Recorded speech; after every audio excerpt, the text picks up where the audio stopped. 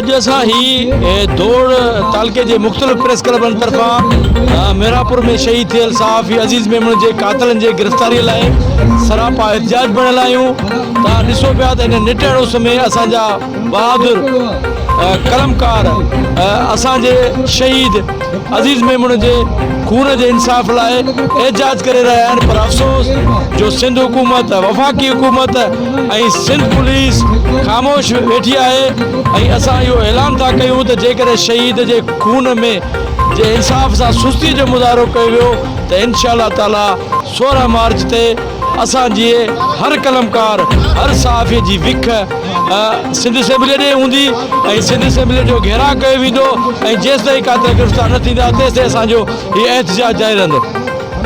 असांजो जेको एहतजाज आहे उहा शहीद अज़ीज़ मेमण जे शहीद थियण खे 22 ॾींहं थियण बावजूद बि अञा ताईं हुनखे इंसाफ़ नथो मिले। हुनजा जेके क़ातिल आहिनि उहे हिन महिल गिरफ़्तार न थी सघिया आहिनि। असांखे अफ़सोस सां चवणो थो पए त हिकु हक़ सच लिखंदड़ सहाफ़ी जेको आहे उहो अहिड़े मौत थो वञे। इन खां पोइ हुनखे जेके जहिड़ी रिपोर्ट आहिनि उहे मनपसंदि ठाहियूं आहिनि। पर असां सलाम कंदा गिरफ़्तार ख़ासि करे खे उन GID रिपोर्ट खे ग़लति करे अॼु ॿी जेको आहे GID रिपोर्ट ॿियो GID जोड़ी वई आहे, हुनजा ॿिया माण्हू जोड़िया विया आहिनि। ऐं अॼु असां हीअ दौड़ में असांजो एहतजाज मुज़ाहिरो आहे जेसि ताईं शहीद जा क़ातिल गिरफ़्तार न थींदा त असांजो शहीद अज़ीज़ मेमण जे खून सां वचन कयूं था त अॼु दौड़ आहे।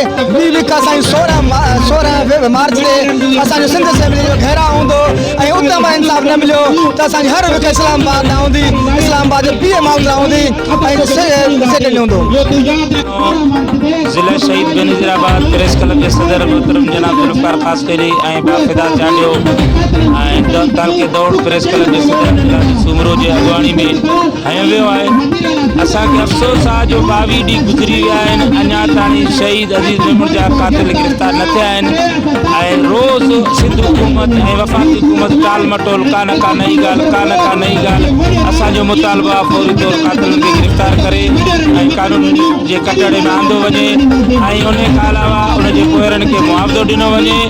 जेकॾहिं क़ातिल गिरफ़्तार नथा थियनि फौरी 16 तारीख़ असां भाऊ ज़ुल्फ़कार क़यादत जे क़यादत में सिंध असेंबली आडो ऐं कराची प्रेस क्लब अॻियां धरणो हणंदासीं। इंशाअल्लाह ताला भरपूर असां पंहिंजे साथियुनि सां गॾिजी भरपूर अंदाज़ में उते धरणो हणंदासीं। जेसि ताईं क़ातिल गिरफ़्तार न थींदा तेसि ताईं असां पंहिंजो तारीख़ जारी रहंदासीं। असांजो मुतालबो आहे फौरी तौर ते अज़ीज़ मेमण जा क़ातिल गिरफ़्तार कया वञनि। प्रेस क्लब खां शहीद बेनज़ीराबाद असांजे ज़िले जे सदर ऐं ज़ुल्फ़कार ख़ास केलीअ जे सॾ ते धरणे में शरीक थिया आहियूं। असांजो मुतालबो इहो आहे त शहीद अज़ीज़ मेमण जा क़ातिल जल्द गिरफ़्तार कया वञनि, उन्हनि खे वाक़फ़ कयो वञे। इन असां 16 तारीख़ भाऊ ज़ुल्फ़कार ख़ास केलीअ जी अॻुवाणीअ में सिंध असेंबलीअ जो घेराव कंदासीं। उतां बि असांजो मसइलो न थियो त असांजो वफ़ाक़ ॾे वञण जो प्रोग्राम आहे, उते क़ौमी असेंबली इजलास जे अॻियां धरणो हणंदासीं। असांजो मुतालबो इहो ई आहे त शहीद जे क़ातिलनि खे जल्द खां जल्द गिरफ़्तार कयो वञे। जी बिल्कुलु तव्हांखे ॿुधायूं त 22 ॾींहं अॻु मीरापुर जे शहीद सहाफ़ी अज़ीज़ मेमण जे क़ातिल गिरफ़्तार न थिया आहिनि, जंहिंजे ख़िलाफ़ अॼु दौड़ तालके जा समूरा प्रेस क्लब जा सहाफ़ी हिते निटण उस में एहतजाजी मुज़ाहिरो करे धरणो हयां वेठा आहिनि। पर अफ़सोस जी ॻाल्हि आहे त पुलिस इंतिज़ामिया अञा टाल मटोल करण में पूरी आहे ऐं हुनजे क़ातिलनि खे गिरफ़्तार करण लाइ के बि जोगा क़दम न खयां आहिनि। असां उन्हनि खे ॿुधाइण था चाहियूं त शहीद सहाफ़ी अज़ीज़ मेमण जा क़ातिल जेसीं तोड़ी तव्हां गिरफ़्तार न कंदा त ही समूरी सिंध जा सहाफ़ी जेके सरापा एहतजाज आहिनि उहे सिंध असेंबली ऐं जेको आहे क़ौमी असेंबली जो रुख़ कंदा ऐं उन्हनि खे केर बि जेको आहे रोके न सघंदो। शहीद अज़ीज़ मेमण जो जेको क़त्ल आहे, उनजो जेको केस आहे, उनखे कंहिं बि सूरत में रायगान थियण न ॾींदासीं। उन जे करे इहो हिकु ई मुतालबो आहे त शहीद दोस्त जे क़ातिलनि खे गिरफ़्तार करे कैफ़रे किरदार ताईं पहुचायो वञे। मुतालबो आहे जेको धरणो आहे, असांखे इहो ई मुतालबो आहे असांजे शहीद भाउ अज़ीज़ मेमण जे क़ातिलनि खे गिरफ़्तार कयो वञे जल्द खां जल्द। इन में जेको आहे सो असांजो जेको शहीद भाउ दलेर उनजो जेको खून आहे रायगान थो थिए, इनखे जेको शहीद जेको आहे सो जल्द में जल्द जेको आहे सो जेके गिरफ़्तार के क़ातिलनि खे उन्हनि खे सज़ा ॾिनी धरणो वियो आहे। असां चेता था ॾियूं त 16 मार्च ते जेकॾहिं क़ातिल गिरफ़्तार न कया विया त असां IG ऑफिस अॻियां धरणो हणंदासीं ऐं असांखे जेकॾहिं इस्लामाबाद वञिणो पियो त असां इस्लामाबाद वेंदासीं।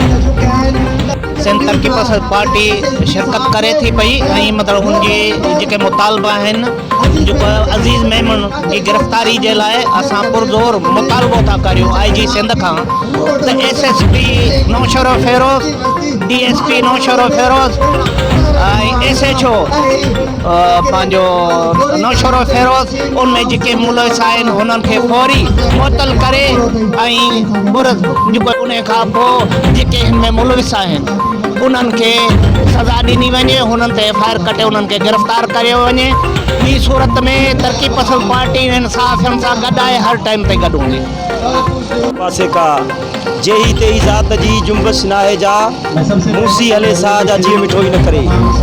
दोस्तों असां जेको असांजो सीनियर सहाफ़ी हुयो हिकिड़ो बहादुर बेबाक सहाफ़ी हिकु अहिड़ो किरदारु हुयो जंहिं मज़लूमनि जी सिफ़ुनि में अहिड़ो हिकिड़ो रोशन ख़याली जो सोच पैदा कई जो कंहिंखां बि न मुड़ण वारो उहो हुयो अज़ीज़ मेमून, जेके माना कंहिंजे चुर्च ते या कंहिं वॾेरनि जी चुर्च ते उन बेगुनाह इंसान खे मारे के शाख में लोड़े उन जी मौत के फितरी ज़ाहिर करे इन मज़लूमनि जे आवाज़ खे दबायो थो वञे। तो उन हवाले सां असां मांझाई जमात जा जेके बि फ़क़ीर आहियूं असां इन अज़ीज़ मेमून जे नाक खून सां जेसिताईं इंसाफ़ न थींदो असां इन खां हर पल गॾु आहियूं। असां जेके बि सहाफ़ी ज़िले नवाबशाह तालुके दौड़ जा या ॿियनि प्रेस क्लब ते गॾिजी आहियूं, असां सभिनी जो मक़सदु इहो आहे त शहीद अज़ीज़ मेमण जा कातिल जेके आहिनि गिरफ़्तार कया वञनि ऐं असां IG सिंध ऐं सिंध हुकूमत खे मुतालिबो था कयूं त शहीद अज़ीज़ मेमण जा कातिल गिरफ़्तार कया वञनि। सहाफ़ी अज़ीज़ मेमण जे क़तल जी भरपूर तरीक़े से मज़म्मत कयूं था। सहाफ़त हिकु अहिड़ो पेशो आहे जेको पैगम्बरी पेशो आहे। पैगम्बरी पेशे खे हमेशह फ़िरऔनियत ई पंहिंजो दॿाइण जी कोशिशि कंदी आहे। इहा फ़िरऔनियत नसल अॼु बि मौजूदु आहे, जेकी सहाफ़ी पैगम्बरी जेको पेशो आहे उनखे दॿाइण जी कोशिशि कनि था। असां अज़ीज़ मेमून जे कातिलनि जी फिलकोर जो गिरफ़्तारी जे लाइ मुतालबो कयूं था, त लिहाज़ा असां सुप्रीम कोर्ट ऐं आला उहिदेदारनि खां मुतालबो कयूं था त इन्हनि खे पूरी तौर ते गिरफ़्तार कयो वञे। महिरबानी। जीअं त अॼु ज़ुल्फ़कार ख़ासि करे प्रेसिडेंट नवाबशाह प्रेस क्लब जे अॻवानी में दौड़ प्रेस क्लब खां नवाबशाह चौक ते जेका रैली निकिती आहे उन खां पोइ एहतजाज कयो आहे। शहीद अज़ीज़ मेमण जे कातिलनि खे गिरफ़्तार अञा ताईं न कयो वियो आहे, उन जे लाइ इहे एहतजाज जी धरणा मुख़्तलिफ़ जॻहनि ते लॻंदा रहिया आहिनि ऐं फ्यूचर में जेकॾहिं गिरफ़्तार न कया विया त 16 तारीख़ ते इंशाअल्लाह कराची में धरणो हयो वेंदो ऐं असां सभु सहाफ़ी सरापा एहतजाज हूंदासीं जेसीं ताईं अज़ीज़ मेमण जा कातिल गिरफ़्तार न थींदा ऐं उन्हनि सां इंसाफ़ न कयो वेंदो। 22 ॾींहं पहिरियां नौशर फेरोज़ जे मेरापुर शहर जे हुकूमत इन इंतज़ामिया सवालिया निशान आहे त उनखे बेदर्दी सां कतल करे वरी जेको हिकिड़ो तासुर तिबी मौत थी आहे ऐं हितां जी इंतज़ामिया जेका नाअहली आहे जेके पंहिंजे वाज़े लफ़्ज़नि में आवाम जे साम्हूं पेश कनि था। जेको आहे इहो सहाफ़ी तालुके दौड़ जे सहाफ़ियुनि जो धरणो आहे ऐं 16 मार्च ते इंशाअल्लाह कराची में लॻंदड़ धरणे में शिरकत कंदासीं। सीएम हाउस जेका जेको धरणो आहे उहो दुनिया में हिकिड़ो पैगाम ॾींदो त जेको कलमकारनि खे इंसाफ़ नथो ॾिनो वञे ऐं हितां जा जागीरदार वॾेरा ऐं सियासी बोतार जेके चाहिनि था त ही कलमकार ख़ामोश थी असांजी ग़ुलामी तस्लीम।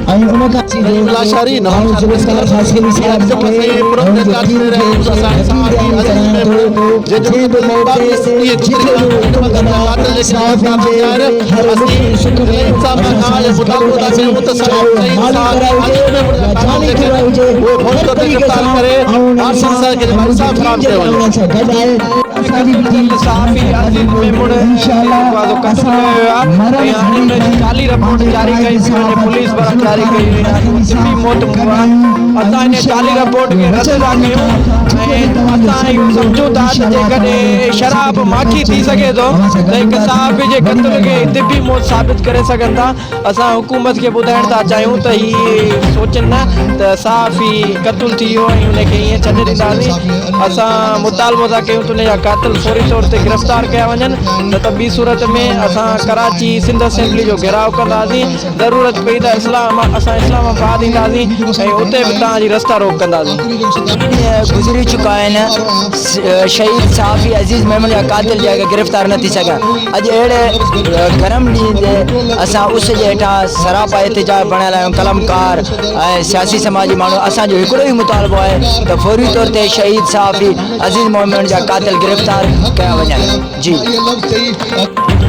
हम मीरापुर के सहाफ़ी अजीज़ मेमण के कत्ल की शदीद अल्फाज में मजम्मत करते हैं और SSP नौशर फरोज से मुतालबा करते हैं कि उनके कातिलों को जल्द से जल्द गिरफ्तार करके उनके खिलाफ सख्त से सख्त केस दाखिल करके उनको सज़ा दी जाए, नहीं तो हम कराची से लेकर इस्लामाबाद तक उनके खिलाफ धरना देंगे। 21 ॾींहं गुज़री चुका आहिनि शहीद सहाफ़ी अज़ीज़ मेमण जे क़त्ल खे 21 ॾींहं गुज़री चुका आहिनि, पर अञा ताईं कातिल गिरफ़्तार न थी सघिया आहिनि। असांजा स्टेप बाय स्टेप धरना हलंदा रहनि था।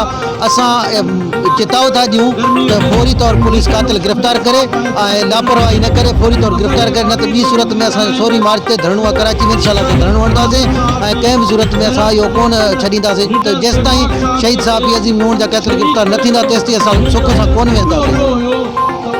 असां पुरज़ोर मज़म्मत कयूं था मीरापुर जे सहाफ़ी शहीद अज़ीज़ मेमण जे क़त्ल जे ख़िलाफ़ ऐं असां मुतालबो था कयूं वज़ीर आला सिंध IG सिंध खां त इन जी फुल फोर जांच करे इन जा कातिल गिरफ़्तार कया वञनि ऐं SSP नौशर फरोज ख़िलाफ़ कार्रवाई कई वञे जो उहो कातिलनि जी धुर बणियल आहे ऐं उनखे फौरी तौर मुअतल करे को साफ़ शफ़ाफ़ SSP उते कयो वञे। ऐं असां नौशर फरोज पुलिस शहीद अज़ीज़ मेमण खे कातिलनि खे गिरफ़्तार न करे साबित कयो आहे त नौशर फरोज पुलिस पंहिंजे आल न आहे ऐं हू ना आल पुलिस आहे ऐं एतिरा ॾींहं गुज़री वञण बावजूद बि कख भञी ॿीणो न आहे कयो।